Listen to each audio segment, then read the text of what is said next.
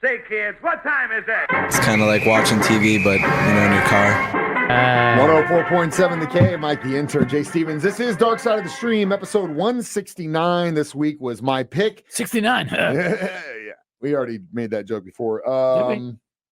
My pick was on HBO Max. It's called Cowchilla, and it tells the story of a bus of school children and a driver who were kidnapped and went missing for a couple days, only to be found in a rock quarry somewhere in California. I had no idea about this story. Because it was kind of one of those things where I was like, oh God, what are we going to watch next? We're going to watch next. And then they just popped this up as a thing. The universe feeds it to us. What's this Cowchilla business? And then I kind of read the Reader's Digest. Well, I told you, we talked about it before in the 70s in California, stealing kids was the thing, dude. Like it was going down, bro. Like they paranoid at us, like, be careful, be aware. We got a Jay Stevens I almost shirt. got jacked that one time, man. Someone find us a school picture of Jay Stevens, like it, seventh. I'd be like this, looking around for kidnappers. No, just your school photo. Like I have on the front, and it's just you as a school photo, and on the back it said, "In the '70s, stealing kids was the thing." It's Jay Stevens.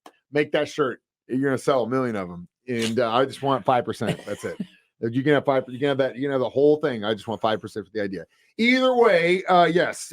This story tells the story of a date in the summer of 1978. A school bus full of children. We're headed home. It's Cowchilla, California, is a farming community, very small. A lot of ranchers and rodeo guys and cowboys out there. Yeah. And they're just going down a country road, and all of a sudden, a van pulls up in front of them. 3 masked with pantyhose on their face. Yeah, gunmen ninja jump into the bus, order everyone off, or actually first they drove it to a location. Sold it first. Then they threw them into a bus. Then two separate trucks, two separate vans. And then they took them to an undisclosed location and buried them alive. Essentially, in like an enclosed burial like a cave thing. Yeah, that was inside of a rock quarry where they would find later on. But first out of the gate, this was a long time ago, obviously. And so what this story was actually helpful for was understanding childhood trauma. And what I mean by that is up until this point, if you would go through something like this as a kid, most of the time they didn't know how to deal with it. And they'd be like, well, they're kids. They'll get over it. You'll get over it. You're fine. This was the first time that they could actually have a very traumatic experience a mass case study where they, 30 kids, 20 kids, bunch of children. So you got a bunch of different variables. You also have a situation where they survived, so you could follow their progression or degression after the fact, and then kind of go look back and say, okay, how traumatic was this to these children and how did it affect them?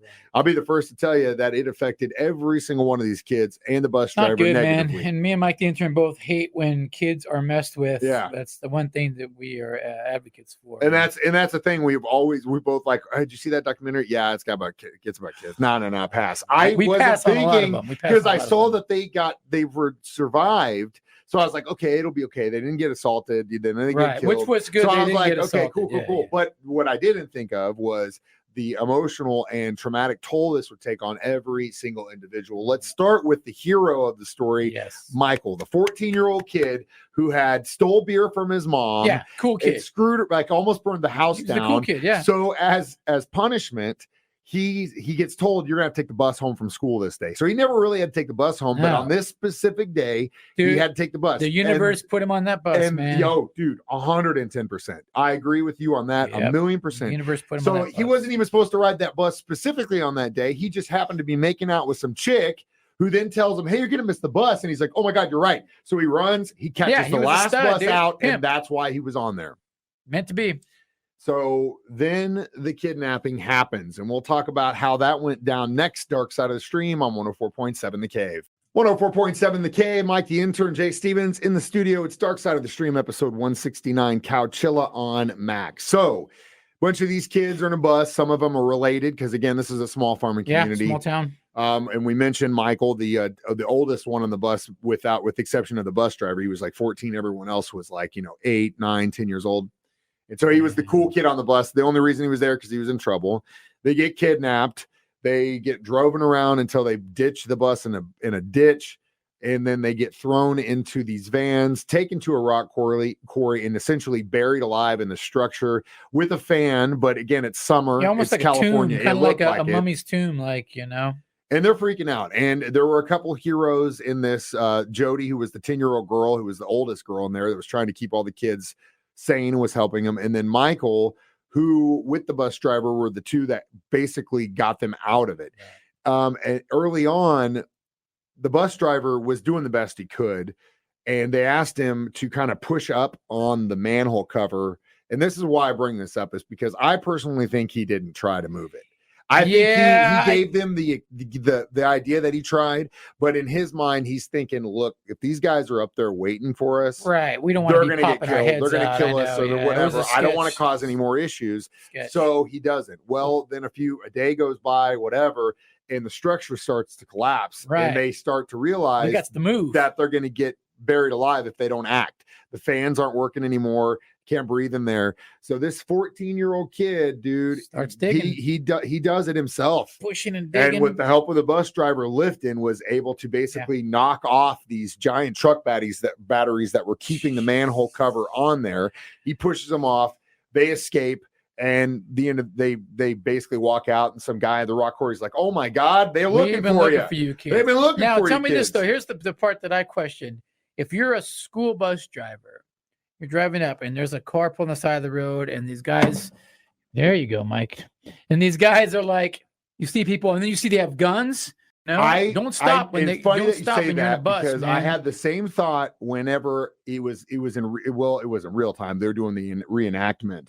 But yes, when that bus pops in front of them, you stop for a second. You see they have guns. Truck it. But then you've got three guys pointing guns, all cocked right at you.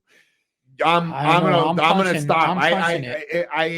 Because if it was just me in the car, yes. Right, you're punching. But then my decision could then affect the lives of 26 other kids. I think I'm. So I know where he's coming from. I think I'm punching it. If it was by myself, hell yeah, we're gonna gun it. I'm gonna hit every one of those dudes in my car, and if I get shot doing it, I get shot.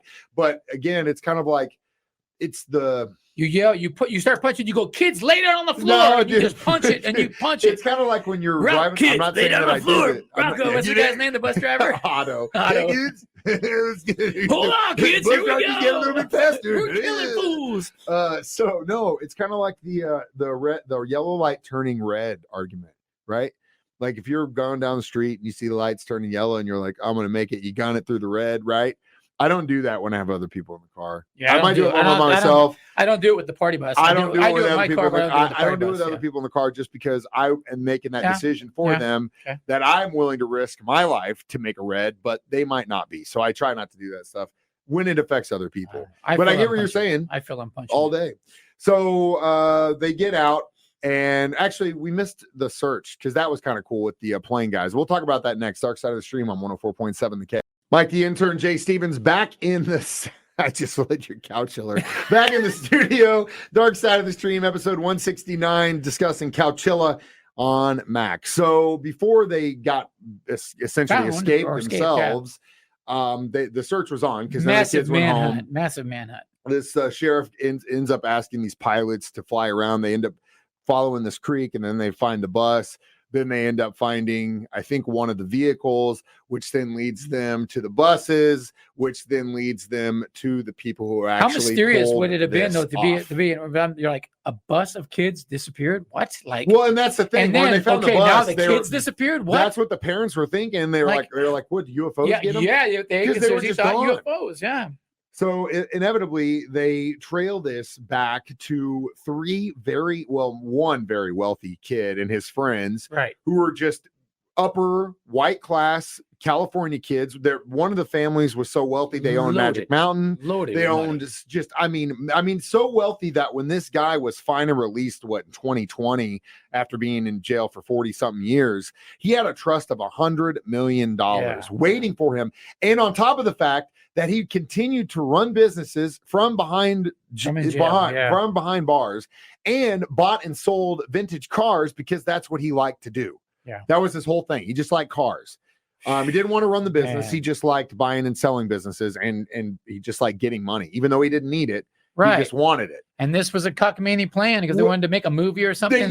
So basically they just like Dirty script. Harry movies, and they wanted to pull off a caper because they were bored rich kids.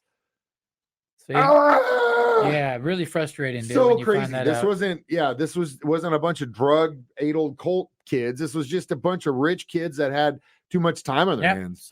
Let's get a rush out of and something. Inevitably they would go to prison and they would stay there for a very long time. The two brothers ended up getting out earlier. The mastermind, they kept trying to get him to stay in. Eventually, because of money, they ended up paying off one of the survivors to tell him to ride off, and it's pretty obvious that's what happened. Yeah, you could tell that one. They were bought and sold. Some could not be, because again, like we said, this was a study of childhood trauma, and they learned a lot. Some would say it ruined their lives, the 14-year-old kid didn't get the credit, and even though he didn't really want it, that just completely kind of just messed him up. You could tell it messed him up.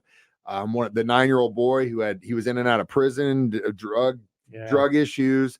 He's now, found God, and he's a pastor and stuff. And, it's great that they're good, but you could tell that this has taken their toll, and they relive this thing every single day of their life. Crazy scenario. It's a crazy scenario. It's a crazy story. Thank God they all got out alive, and we'll give it our review next. Dark Side of the Stream on 104.7 The Cave. Mike the Intern, Jay Stevens back in the studio, episode 169, Dark Side of the Stream. Cowchilla on Max. So how many flashlight batteries would you give this documentary? I'll give it a 3. Solid 3. Yeah, it didn't have any crazy twist or anything. It was just a weird story. I thought the crazy twist was really what this guy was able to do after the fact. Continuing to run his businesses. Oh yeah, well, the money he had. That was the thing. It was just like this dude just sat in a cell and just continued to live life. Like it didn't really matter. Contraband. Smuggled in a butt phone. Multiple butt phones. Yeah. But it can be done. People do it. They run business. Criminal organizations will keep it going from inside prison. It was an argument of is mental harm the same as physical harm, and I agree that it is, especially when you look at these kids and what they went through. How could they think it's not? How could you say that these kids were not affected by what you did to them, even though they still don't mess with kids. In my opinion, should still be in prison, especially the ringleader of the whole thing, the kid with the money. He should still be in, but it is what it is. And that is the American justice system, live and in full color. Jay, where are we going next week? Well, we're going right here to Springfield, Missouri. We're coming back, baby. We're going local. We're going topical.